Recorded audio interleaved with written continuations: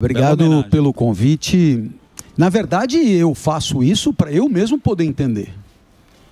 Se eu não me explico e não consigo entender, aí eu também não consigo explicar. E como eu tenho as limitações e preciso das coisas bem mastigadas, eu primeiro mastigo para mim, e aí depois, quando está pronto, eu acabo compartilhando, porque é um pouco egoísta ficar só para si, né? Aí a Ilíada e a Odisseia é um desafio, porque, cara, na escola, eu acho que em todos os anos letivos tinha um professor, tem que ler a Ilíada e a Odisseia. E aí ele seguia a viagem, uns falavam mais nisso, ninguém lia porra nenhuma e tal. Que aí, é difícil a leitura. Não, cara, aí você vai pegar e falar, peraí, deixa eu ver, o cara mandou ler, eu vou lá. Você vai na biblioteca, pede o livro. Cara, é poesia primeiro, o que já não facilita muito. Depois, é um estilo, claro, que não é o estilo contemporâneo. Terceiro, as ideias não são apresentadas assim, de maneira muito fácil, abordável e tal. Então, o cara começa a ler aquilo e fala, meu, isso não é para mim. E, pau, deixa fora, o professor também não cobra, e você passa 12, 13 anos na escola ouvindo que tem a Ilíada e Odisseia, Homero, e não lê e tal. Da Guerra de Troia, do Ulisses. Nós vamos fazer o seguinte, o meu desafio é pegar essas duas histórias e tornar o estilo contemporâneo.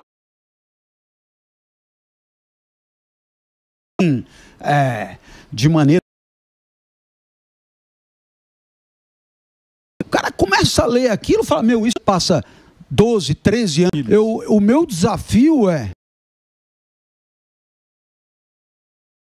elas de tal maneira assim,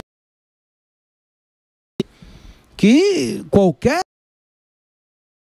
pega e sabe do que está. Sequência. A Ilíada é uma primeira história e a Odisseia é a continuidade da Ilíada, digamos assim. A Ilíada é a história do final da Guerra de Troia, e a Odisseia é a volta de Ulisses, Odisseu, né? Ulisses, para Ítaca, que é a sua casa. E, claro, o problema do Ulisses é que ele era um herói, ele era espertíssimo, ele era astuto, era o cara que, sabe, dá nó em pingo d'água, resolve qualquer problema, mas ele era um tiquinho marrento, e às vezes ele abusava e acabou arrumando confusão com o deus dos mares, Poseidon.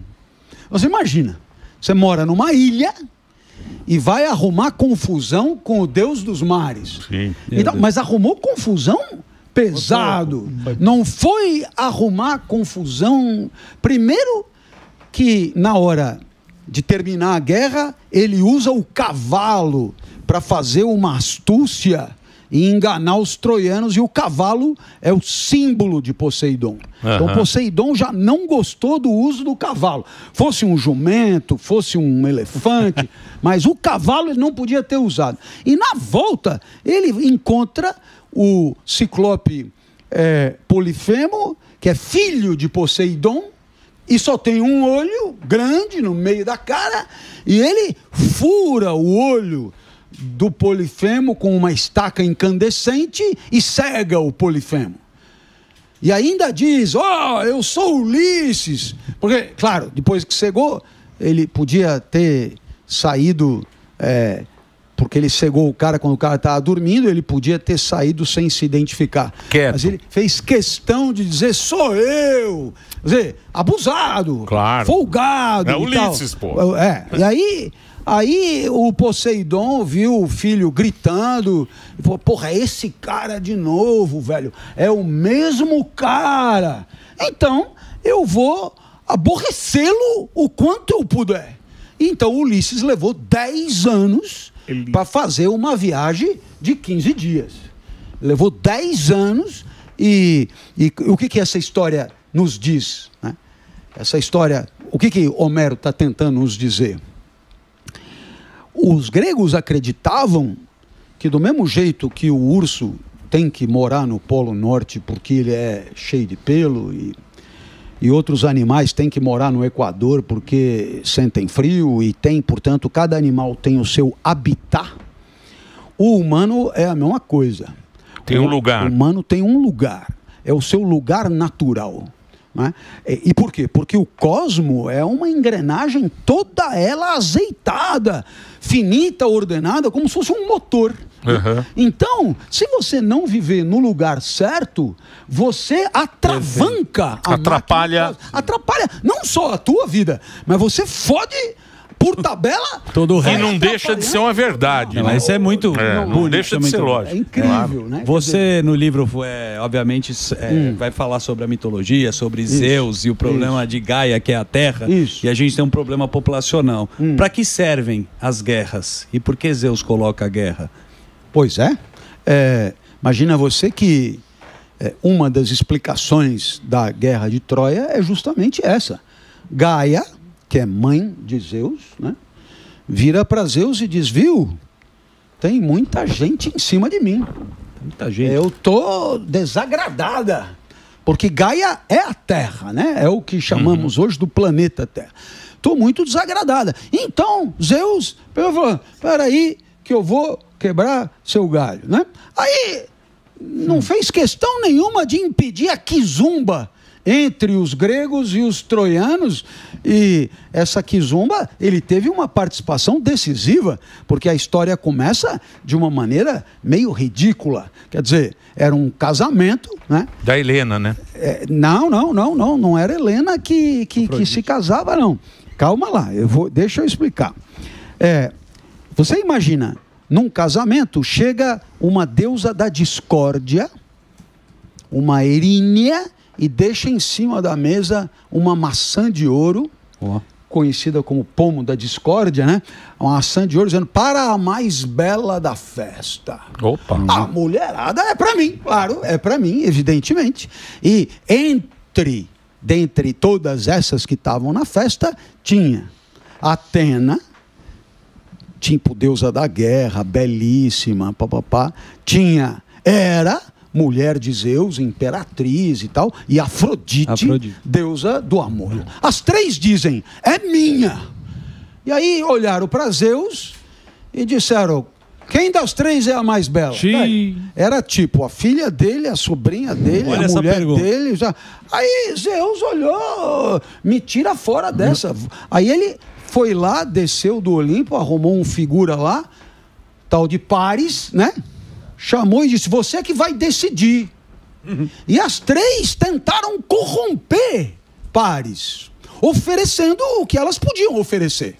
Hera, que era tipo imperatriz do mundo, ofereceu um império. Atena ofereceu, né? Chamou e disse, e as três tentaram oferecer. Era império. A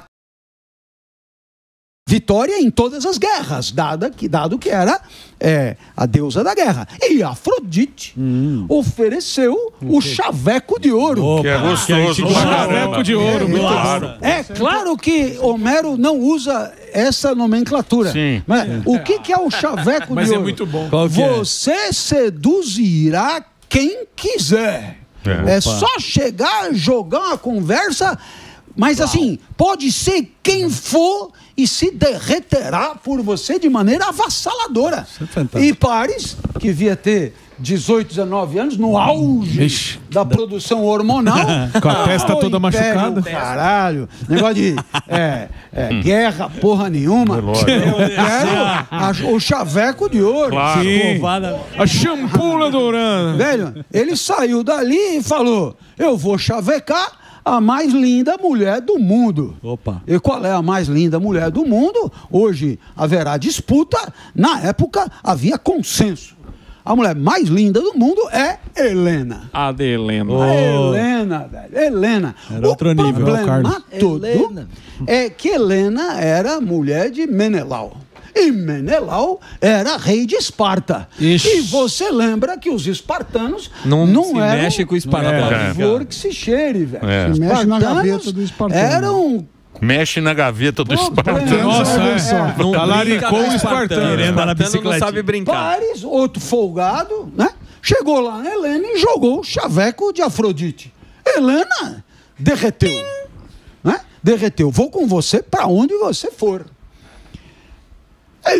Né? E Menelau achando aquilo, ela, Helena sempre foi, digamos, contributiva, participativa, Grande Menelau. tal, e coisa. De repente não queria mais, dor de cabeça. Né? Vai começar uma novela antiga, eu quero assistir. Vou ver o Big Brother. Tem alguma coisa esquisita aqui. Foi fuçar, falou, olha, tem um moleque aí que chegou, jogou uma conversa, desde esse dia ela, né? Aí Menelau foi, né, chamar a Helena às favas. Que porra tá acontecendo? E Helena, mulher apaixonada nos 4 pneus, não tem conversa, virou para Menelau. Bem, já que você perguntou, eu vou dizer na lata. Tô apaixonada por outro, é o menino Paris, ele é sedutor, ele é incrível, ele é coisa... E aí Menelau falou, mas o que ele tem assim de tão interessante pra você? Eu se fosse você, não repetia. Nem perguntava. Porque senão eu vou responder. A gente Ele era o Menelau. Era um Neymarzinho. Tinha Um baita Menelau. Ele podia ser o Menelau que fosse, Paris tava com Zuckerman manda atributos foto do Isso, Nietzsche, o menino manda foto Ney. do era Menelau. imbatível. Jogando Não tem solto. jeito. Esse Paris era príncipe em Esparta, em Troia. Em Troia. Levou Helena para Troia, mas não é que levou. Sequestrou, pelos cabelos. né? Não. Ele levou no assim, colo. ela agarrada nele. Sim. Me leva com você e tal. Me tira das garras do Menelau e tal. E lá foi Helena atrás de Paris para Troia. Maravilhoso isso. Aí Menelau... Porra, coitado do Menelau. Rapaz, o Menelau ficou pistola num nível assim incomparável. Grande Menela. Aí ele Menela. se serviu de Mostrou o Grande Menela. Mostrou o ele Menelau pra se galera. serviu de um Mandou o acordo Menelau. entre os reis gregos que quando um fosse aviltado, todos teriam que ser solidários. E aí ele lançou uma convocação. O cara veio aqui, não sei que porra ele fez, levou Helena embora. Eu quero guerra e quero o apoio de todos. E disparou o WhatsApp, que é um Grupo do Menelau. Sim. No grupo do Menela. Grupo do Menela. O pessoal dos reis de... Os reis cornos. Dos Na panela do Menela. Os melhores E do aí, Menela. claro, daí chega lá o mensageiro até Ítaca. E tá lá Ulisses, no Eles lugar assassinos. certo, adorado pelos súditos. Conhece isso, governante adorado? Opa, amado por outra todos. Adorado, o Isso é cara um que perigo. podia sair É um perigo isso qualquer daí. lugar, Fazer sem besteira. problema. Ulisses, de metrô. a mulher Penélope. Flor de Lis. Olha, incrível. O cara feliz da vida ali. Tal, bom administrador, tido por honesto, gente fina, inteligente, sagaz e tal coisa. Chega a coisa, tem que ir guerrear. Ele. Aí, Tava com preguiça. Porra, que eu vou guerrear. Tem o pickleball amanhã. Porque Menelau tomou um chifre. Eu vou ter Eu tenho que brigar, Eu tenho com isso. É o e Emílio no ainda podcast. mais encarar os troianos, que todo mundo sabia que era um enrosco, assim, um enrosco horrível. Tinha o horrível. sindicato na época. Claro. Aí o Ulisses tentou dar uma de maluco, sabe? isso é bom. Sim. Eu me lembro, tem um filme do Gordo e o Magro que vem a convocação para a guerra e eles usam a mesma artimanha de se passar por distraído. Banque o distraído. Ah, Então vem boa. o cara fazer o alistamento. Você faz de tonto. E o Menelau tomou um chifre. Brigar, Eu tenho com isso troianos que todo mundo sabe. Assim, um enrosco horrível. Claro. Aí o Ulisses uma de maluco, sabe? Isso é bom. A mesma artimanha de se então vem boa. o cara fazer o alistamento. Você faz de pouco. Faz bem isso aqui. Maluco. Sammy faz É isso. claro. Uma coisa. Eu te passo umas Começou dicas. a fingir que estava jogando pedra Finge de na morto. Jogando terra pra semear. Não, ele tá doido. Meteu o ele louco, tá né? Menelau, que não é tatu. Chegou o Paulista e falou, ô malandro, São. Pra cima de mim. Pra cima de conheço Menelau. você desde o tempo que a gente fazia xixi cruzado. Era o Tirei mulher Espadinha dos Espartas. Tirei mulher do seu quarto. Você Tempo de Melenauzinho. se prepara e vem comigo. E aí, arrancou a guerra. E Zeus, Certo. que tudo pode obstar, tudo pode parar, porque aí fala, viu, deixa disso porra nenhuma e tal. Zeus pegou e falou, eu não deixava barato. Se fosse mulher minha. Pilha. Eu tô calado, pôs pilha. Por quê? Porque a mãe tinha pedido pra ele pra dar uma aliviada nos pisantes. Nos Tudo pisantes. isso. Dá uma aliviada, porque aqui Muita tem gente. pisando em mim. E aí, então, o Zeus falou, deixa guerrear um pouco, entendeu? Morre um pouquinho. Morre uns tantos aí, já dá uma aliviada, minha mãe não enche o saco, já posso ir lá domingo comer bolo de laranja sem aborrecimento. E vambora. E saiu vai. pro pau. E vai Só que a Menelau. coisa perdeu o controle. Os caras começaram a guerrear, ficaram com raiva um do outro. Costuma também acontecer. Começaram. Aí tem Aquiles e tal. E aí a guerra acaba de maneira muito surpreendente com a vitória dos gregos por conta da astúcia. Ulisses ganha a de guerra. Ulisses ganha a É. guerra. Sim. Bom, e aí Com o cavalo. começa a volta dele para casa. Cada episódio é maravilhoso. Eu, assim, entendo que a leitura deste livro não se substitui.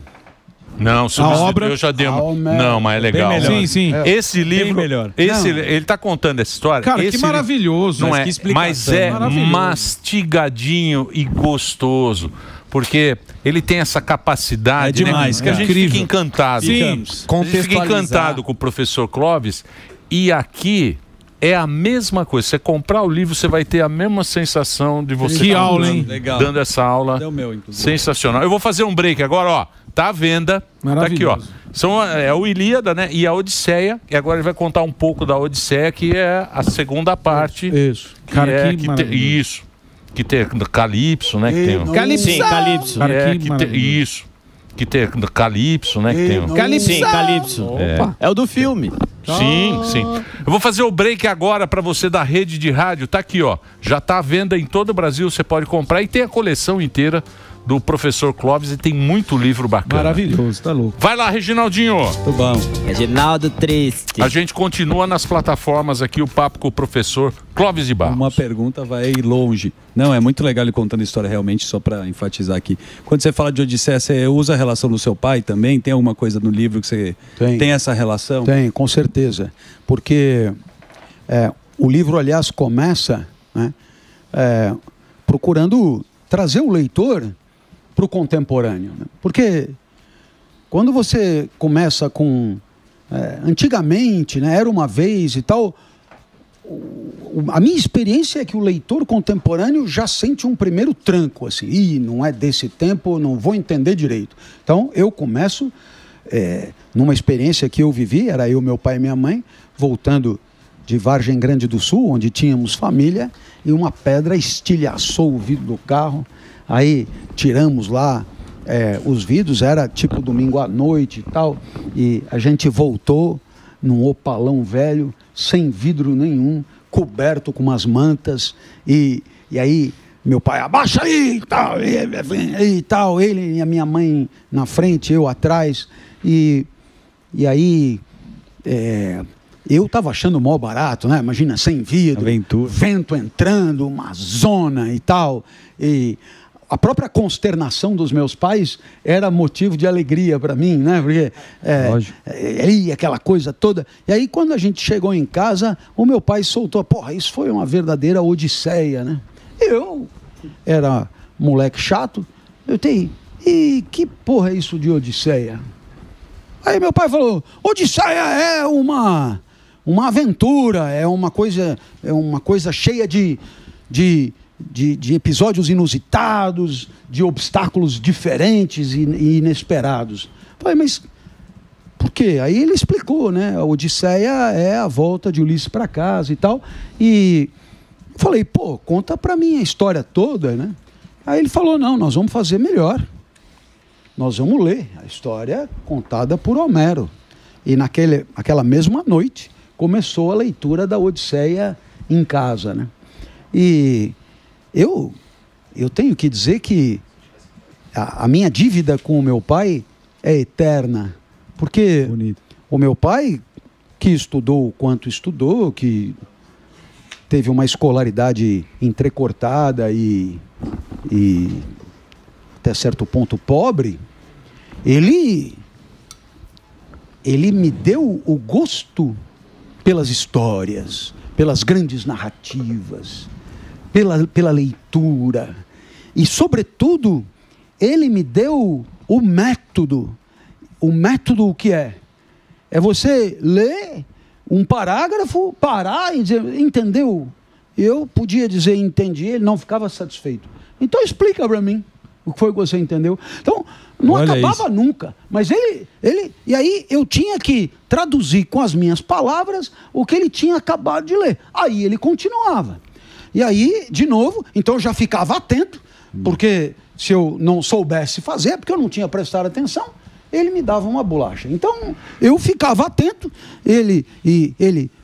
aí eu traduzia, às vezes soltava uma piada, eu me lembro que várias vezes ele dava risada do jeito como eu explicava, e eu percebia que ele gostava de ler para mim e gostava de ver como eu traduzia o que ele tinha lido. Ora, o tempo passou, meu pai já faleceu há 30 anos, mas eu continuo fazendo o que ele me ensinou a fazer lá atrás. E eu acho que nós, em casa, educadores, pais, etc., temos uma oportunidade fantástica. Porque, viu, eu queria dizer para você uma coisa. Você não tem que viver como todo mundo vive. Você não tem que fazer o que todo mundo faz. Você não tem que necessariamente ser repetidor e imitador da vida dos outros. Por que a gente é assim, professor? A gente é um macaco que repete o outro. Moda, né? Moda. A gente sempre está repetindo. Maria vai com as outras. A gente sempre está repetindo o modelo. Olha, uma das razões é um pouco tranquilizador, porque na hora que você entra num esquema coletivo, pelo menos ali dentro você vai estar protegido, né? E não vai ser atacado, não vai ser questionado, o teu procedimento não vai ser problematizado e você aí consegue, digamos, evitar encontros com outras pessoas que sejam entristecedores, porque discordantes das tuas práticas. A gente é muito pouco preparado para enfrentar o contraditório, a crítica, a oposição, né? Eu estava ali acompanhando o programa e foi feita uma pergunta, né? O bullying, ele é destruidor ou ele fortalece? As duas coisas. É interessante isso. Quer dizer, é claro que para estarmos preparados para defender a soberania da nossa vida, nós temos que olhar as pessoas de frente e dizer, você não me intimida. Sim. Eu não tenho que viver do jeito que você acha que eu tenho que viver. Eu vou viver como eu escolher. E caso você não tenha gostado, pois apresente-se para o enfrentamento, porque eu não vou abrir mão da autonomia na gestão da própria vida. E aí você consegue ter alguém como meu pai, que leu para mim a Odisseia.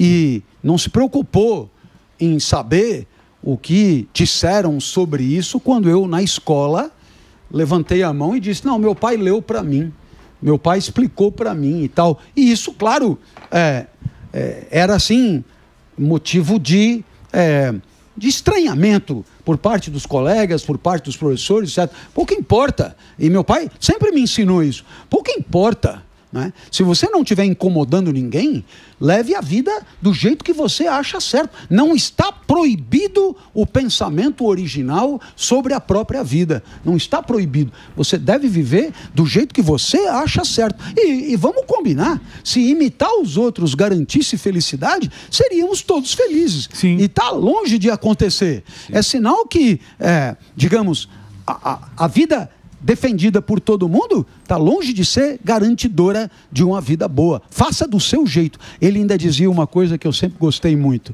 Ele dizia assim, já que vai dar errado, já que você vai se lascar, já que haverá, né, luto, dificuldade, né, faça do seu jeito. Sim. Né, não vai colar do cara na prova e ele errou. Né? Na hora de viver é a mesma coisa. Né? Pô, você vai viver imitando o cara e ele é triste no final. Pô, vive então do seu jeito. Se é para ser triste, seja triste segundo original. O teu entendimento. Original. Até porque, se der certo, foi você que bancou. Ô, professor, esse lance de repetir que o senhor está falando, né, Emílio colocou também, você acha que pode ser um pouco de preguiça? Porque o pessoal repete sempre modelos bem-sucedidos. E essa repetição talvez seja essa preguiça de encontrar o seu próprio método, porque fala assim, pô, esse cara tá bem sucedido, ou seja, famoso, ou rico, ou qualquer coisa, eu vou seguir a mesma trajetória que vai dar certo, e a gente sabe que não é. Você acha que é um pouco de preguiça de procurar seus próprios métodos para seguir a vida, por isso que tem tanta essa repetição das pessoas, não? Mas a preguiça deve existir, mas também existe a tentação, né? E você dizer, opa, aqui existe um caminho de sucesso, já foi trilhado. Sim. Se eu for me meter a viver a vida de acordo com o meu entendimento, eu vou entrar num universo de incertezas. Eu posso me dar mal. Lá o cara já deu certo. Sim. Então você joga isso numa equação e acaba tendendo a preferir a imitação. Sim. Né? Onde está o problema? É que falta recurso de inteligência crítica para questionar várias coisas, entre elas. Então, mas dizem, aquilo que o cara alcançou é o que eu quero? Sim. Dizem, até é meio polêmico isso, dizem que o país mais violento é país que tem menos QI, porque a pessoa não tem condição de discutir alguma coisa, ela vai para porrada. Agressividade, né? A agressividade diz que ela está associada quando você não consegue verbalizar. A gente está aqui discutindo, você tem o seu pensamento, eu tenho o meu. Claro. Quando eu não tiver o meu, eu saio na porrada com você. Diz que é o instinto, é o nosso instinto lá quando a gente morava em árvore. Primitivo. O que você acha? Se a pesquisa foi feita e mas essas pesquisas também... Bom, enfim, claro. Também, mas você acha isso? Vamos você acha que, isso ou não? Se havia uma hipótese, ela faz sentido. Sim. Por quê? Porque o diálogo é uma instância maravilhosa e que tem uma vida própria. Quando a gente dialoga, você me faz dizer coisas que eu não estava programado para dizer. E eu faço você dizer coisas que você não estava programado para dizer. Portanto, o diálogo faz emergir discursos e saberes e conhecimentos que, se não fossem as duas pessoas ali dialogando, aquilo não aconteceria. Sim. Se você botar um sujeito numa sala e o outro sujeito na outra sala, teremos dois tratados, mas não teremos o resultado de um diálogo, porque no diálogo você tem o inesperado, o inusitado, que é a necessidade que é a de responder tese a pergunta, e a antítese. que é a necessidade de responder a pergunta da pessoa. Isso aí. Mas como é que o diálogo funciona? Com tolerância, com respeito pela intervenção do outro. É preciso, para que isso tudo dê certo, né? O diálogo, ele surge como uma instância desarticuladora do conflito, na medida em que ele, através do uso compartilhado da inteligência, ele permite chegar, eventualmente, a uma aproximação de pontos de vista e, quem sabe, até a uma conclusão comum.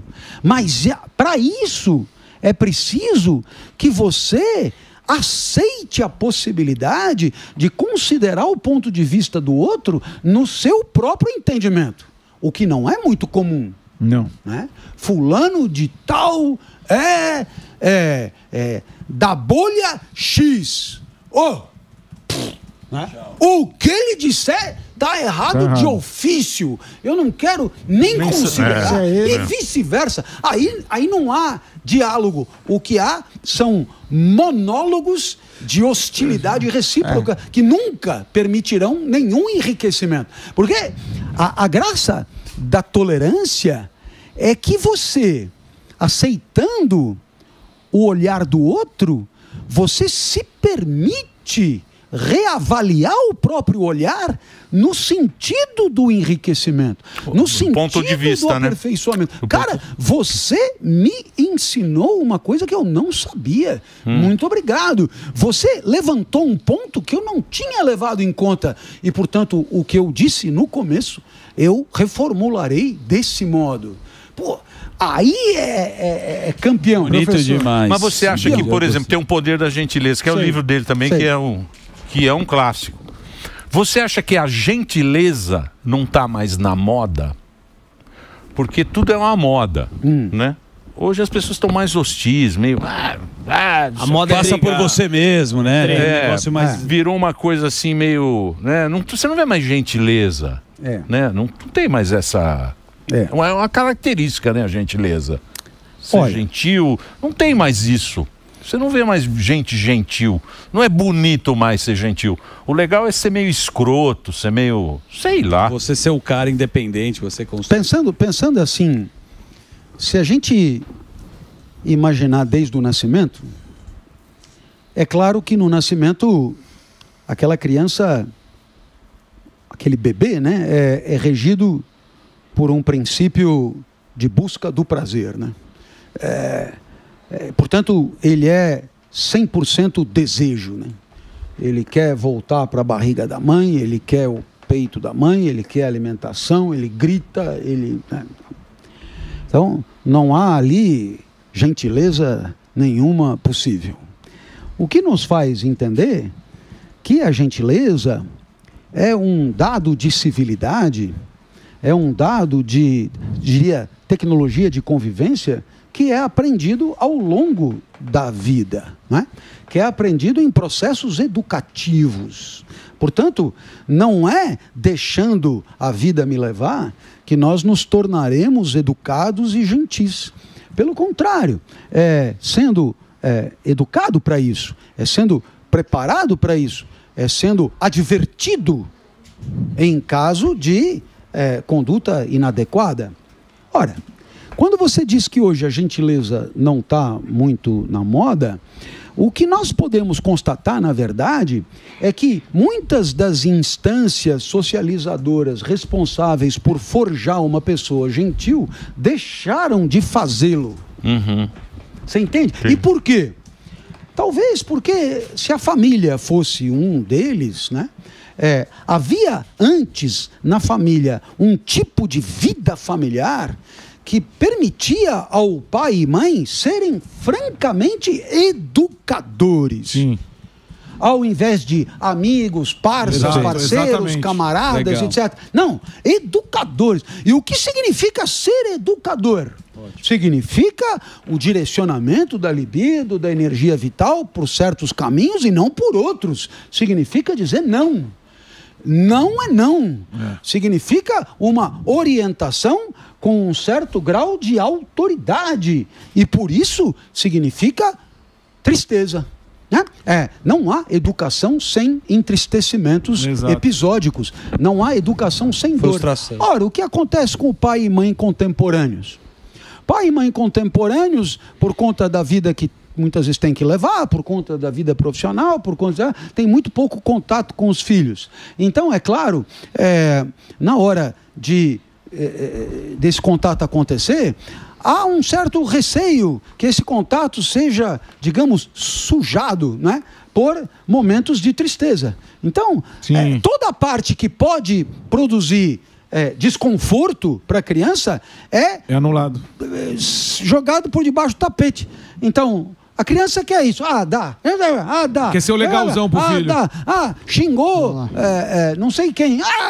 Deixa estar. Foi grosseiro com não sei quem na escola. Então, veja, para evitar encontros tristes no seio familiar, eu deixo aquele que clama por educação, eu o deixo deseducado. Sim. Por quê? Porque a educação, eu repito, se faz com exemplos potencializadores, mas se faz também com dor, com tristeza, porque não há educação. Então, mas sem onde isso. foi onde aconteceu isso? Na revista Pais e Filhos? Na pedagogia? Na Capricho. É isso? Essa é a na grande rede social. Porque isso vem acontecendo, né? Não é uma coisa que, olha, a partir de amanhã, nenhum pai, nenhuma mãe vão mais encher o saco dos filhos. Não. O que eu sei é que a educação que meu pai me deu, eu não consegui dar para os meus filhos.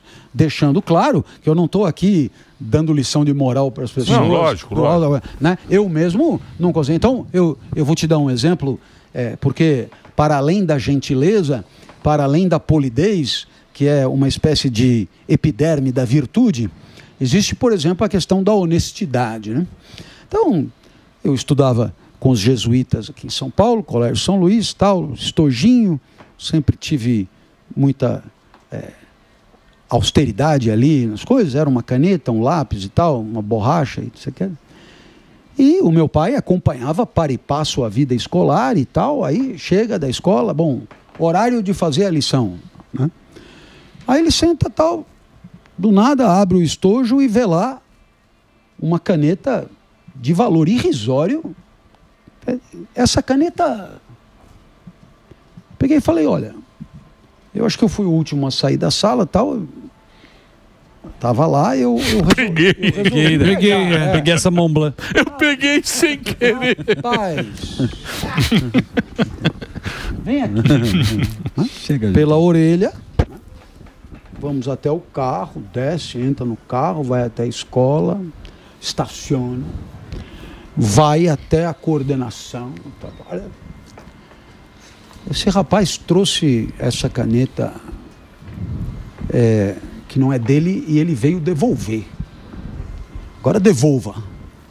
Então, ali teve um misto de dor física, um misto de humilhação, mas assim, de um jeito eficiente tal, que não entrava uma pulga na minha mochila. Eu voltava para casa, vai que algum idiota e era uma bique, colocou aí um apontador dentro da mochila.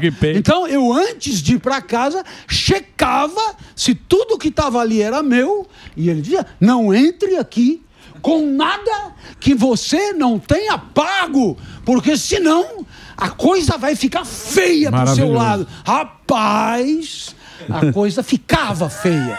Não tinha conversa. Então, você deve imaginar que os tempos mudaram e naturalmente que se fossem meus filhos em idade equivalente, eu lhes determinaria que devolvesse, mas da forma de uma maneira, o processo sem puxão de orelha, sem a orelha, brilhante, muito menos, eu diria, marcante, e portanto muito menos educativa mesmo. Mas professor, não, minha mãe fez igual comigo quando eu era moleque.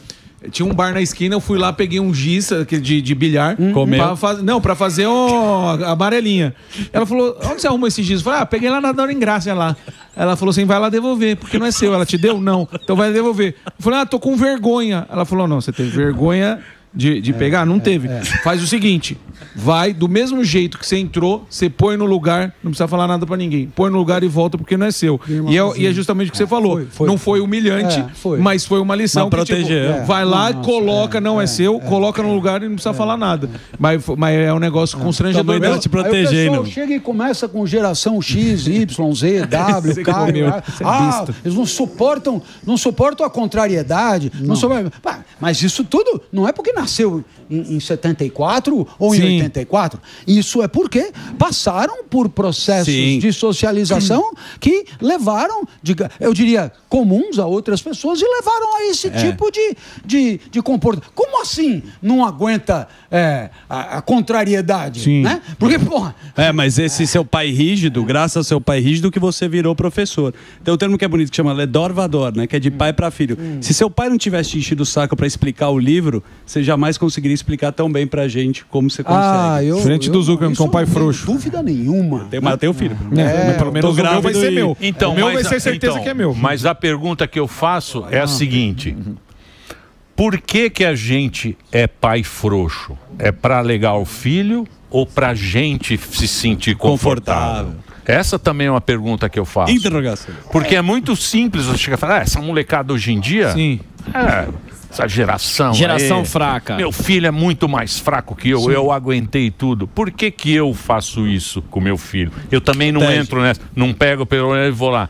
É também porque eu... Culpa sua também. Né? É pra mim também isso aí. Inclusive, eu não tenho nenhum problema em dizer que se meu pai me educasse hoje como ele educou, ele já estaria preso há muito tempo. Sim.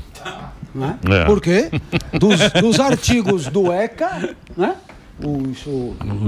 Da criança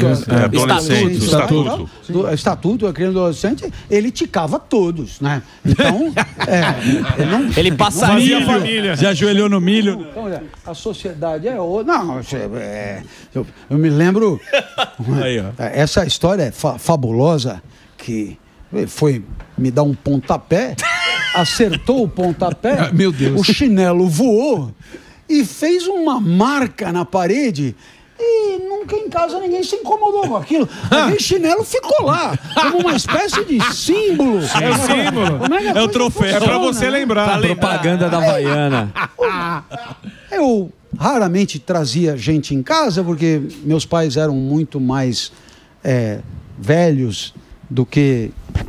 normalmente seriam pais biológicos e não gostavam muito que viesse gente em casa, então isso contribuía um pouco para o isolamento e tal, até que um dia, depois de muito convencer, eu trouxe o melhor amigo para vir tomar lanche em casa, porque eu já tinha ido na casa dele 30 vezes e eu estava constrangido, né? Não, manda vir aí! Manda vir e tal. Aí veio o moleque, ele entrou, sentou, né? Aí, quer um pedaço de bolo? Quer. Aí o menino olha com o meu pai e minha mãe ali e diz, nossa, as pessoas aqui andam pelas paredes. Ele viu a máquina. Maravilhoso. Aí meu pai já pegou e falou, é melhor levar esse moleque daqui. Pra não voar outro chinelo. Eu não quero engraçadinho aqui dentro de casa, não. E tal. Então, eu acho que vai aqui, e que me entenda todo mundo que estiver assistindo, é uma imensa homenagem, porque o meu pai era quem ele era um homem do seu tempo, ele era um homem da primeira metade do século XX, e ele fez o que pôde para me educar, com um amor que ele tinha por mim, e ele tinha, assim, convicção de que ele estava me educando com o máximo de zelo possível, e com o maior amor possível, e com o maior carinho possível, mesmo causando muitas vezes medo, né? Temor às vezes e tristeza, né? Quase todo dia. Muito bem. Muito bom. Olha, muito bom. Tem muita história, meu. Maravilhoso. Ele vai contar do... É um mestre, esse é um mestre. Não contamos nem na barata. Outro patamar. Que vem todo dia aí.